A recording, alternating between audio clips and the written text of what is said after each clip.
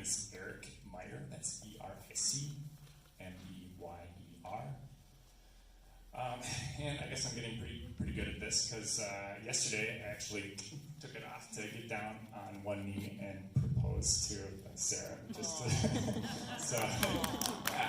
that was great.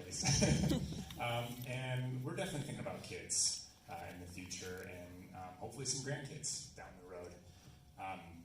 So when I'm thinking about the world that we want to leave to them and pass on to the next generation, I think there are two main questions that we need to explore.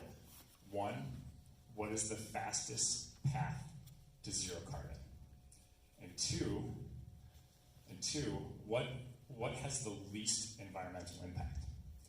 So for number one, fastest path to zero, we have a pretty good historical record. We can look at France, we can look at Sweden. Both of these countries decarbonized their electricity grid in a little over a decade with nuclear energy.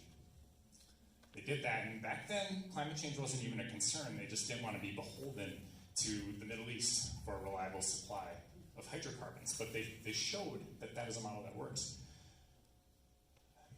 For the second question, least environmental impact, we can also look to some data, look to some history.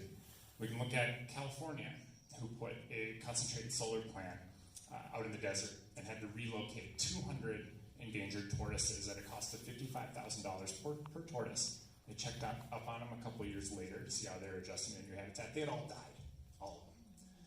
So the facts are that wind and solar require between 10 to 15 times more raw materials, more mining, which every Minnesotan could care about that. If you should care about that, if you care about the boundary waters. And about 100 times more land. If you care about animals, you need to be thinking about that. So wind and solar, I think, are really important in the short term because we can build them pretty fast, and we're not that good at building nuclear plants in this country right now. I mean, that's probably news to no one, or not news to anybody. But we can build them faster in the future because we have companies like NuScale, Terrestrial Energy, all these advanced nuclear companies that want to build nuclear reactors in factories, send them to where they're needed. Some of these can even recycle our existing nuclear waste as spent fuel, and even old nuclear weapons, we can take those apart. Not many people know, we actually already did some of this. From 93 to 2013, 30% of the carbon-free electricity in the United States came from dismantled Russian warheads. And I say we need to bring that back and bring us into the future with a mix of advanced nuclear energy and renewables as fast as we can. I think that's one way